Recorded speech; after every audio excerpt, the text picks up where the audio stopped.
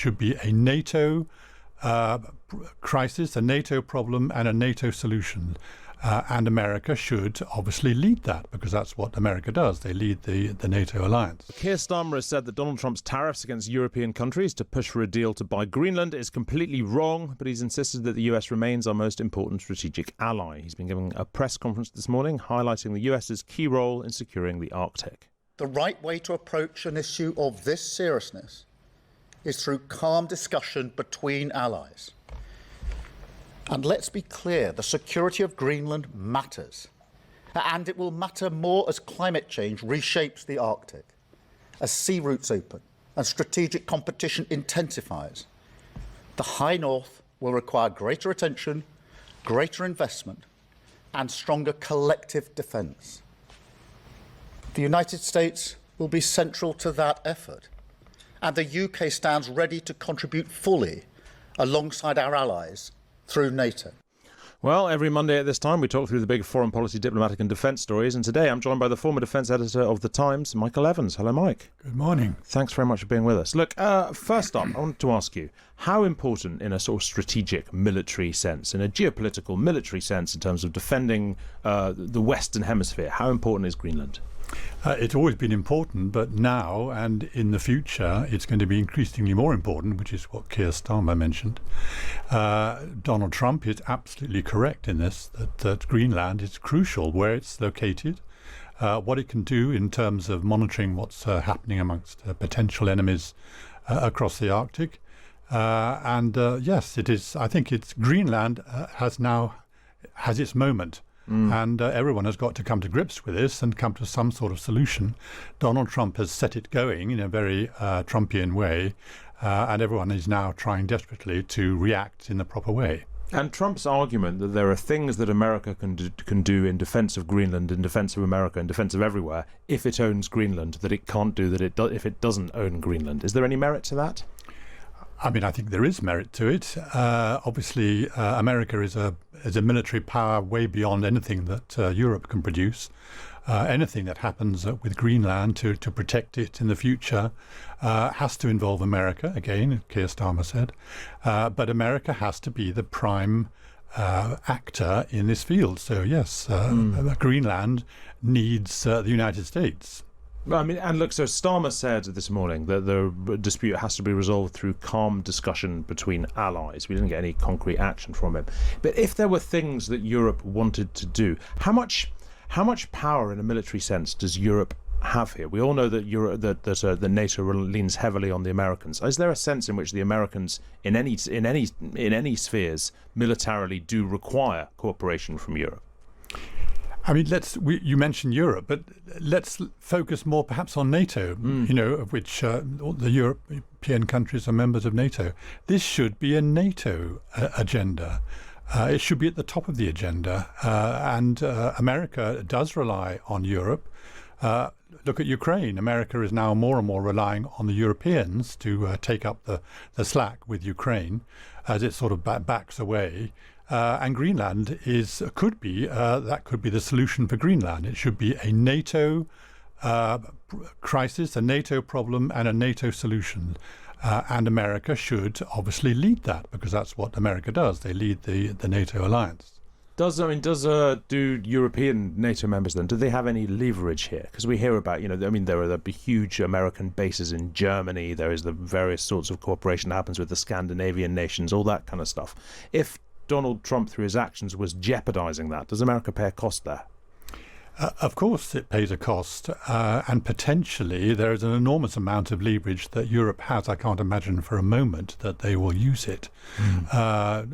Kicking off American aircraft from European bases is just not going to happen. It's just too important for the NATO alliance. So that's not going to happen, but they do have, they can retaliate with trade tariffs. Again, I don't think that is a good idea, and I don't think it will happen, because it will just continue the trade war and continue problems with Washington. So I don't think that will happen. The leverage has got to come from personalities. It's got to be people who organize this.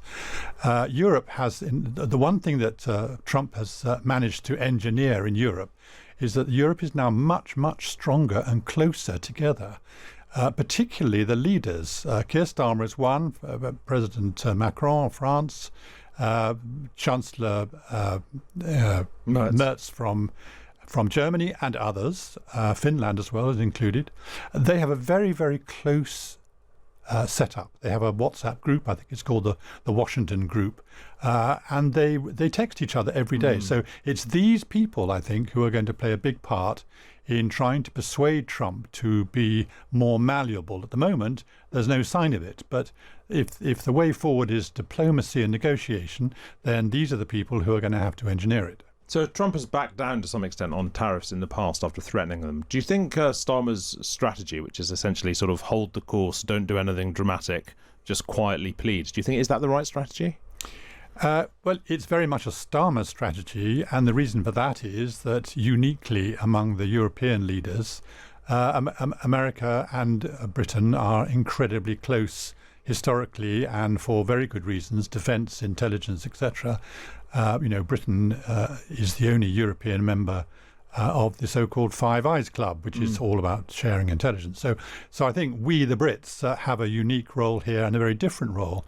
And I think when you see that President Macron was actually suggesting much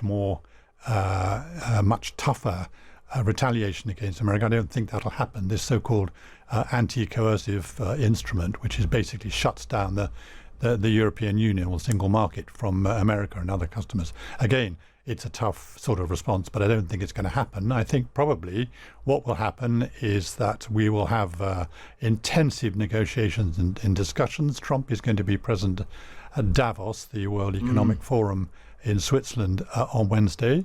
Everyone will be, looking at this with some sort of trepidation of what he's going to say there.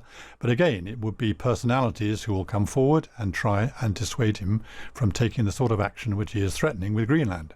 So, look, Trump told this letter that's emerged this morning, Trump told the Norwegian Prime Minister in a letter that he no longer felt an obligation to think purely of peace after the Norwegian Nobel Committee didn't give him the Peace Prize. It's sometimes been difficult to work out whether Trump's obsession with the Nobel Prize was genuinely dictating his foreign policy.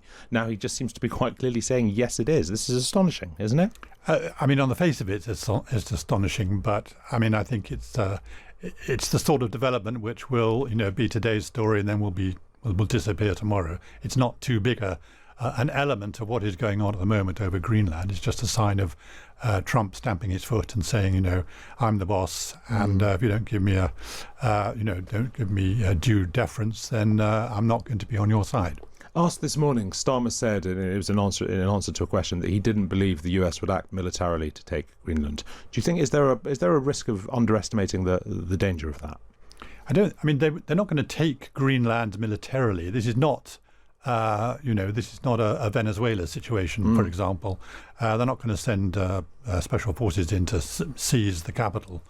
But militarily, they can still intervene by just arriving. That's all they have to do. They're not going to face opposition because this is not the same situation. They will just arrive, maybe with an aircraft carrier and whatever, and Marines, and just turn up and land. I don't see that anyone can do anything about that.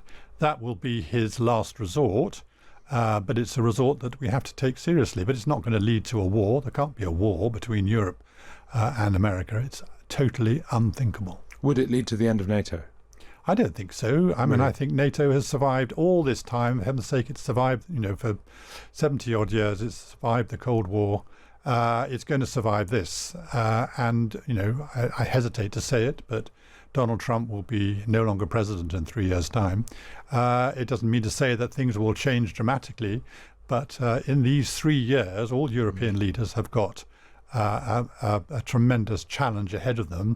And I think they're learning every day how to adapt. Yeah, indeed. Look, Mike, while I've got you, I want to ask you about Gaza, because last week the US announced Phase 2 of the Gaza peace deal.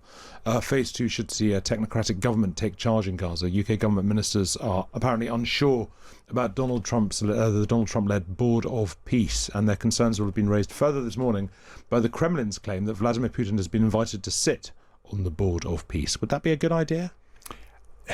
It's a wonderful idea in many ways. It's a very Trump idea. I think, to be honest, I think the more people who are involved in the Gaza story, the better.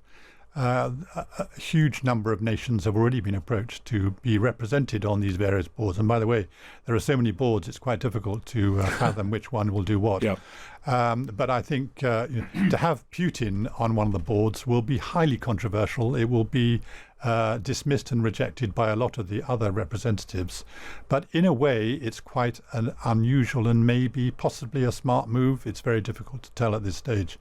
But the one country that is a little unhappy with the way the boards are forming is Israel at the moment. They've only got one businessman who's represented on one of the boards, and they weren't involved in the choice of players. Will they be happy with Putin as on the board? I doubt it. The draft charter for this board shows that it perhaps seeks to act beyond its Gaza mandate and become some kind of global governing group run by Trump. Is that how we should see this? Is this a sort of coup against the UN? Is this a plan for a kind of American-led one world government? Please not. I mean, I think Trump has been very, been very anti-UN on many occasions. But I don't think so. I think he thinks this might set a precedent for other crises around the world. But I think at the moment Gaza is just a single episode in what Trump is doing. Michael Evans, former defence editor of The Times, thank you very much indeed. Always a pleasure to have you here.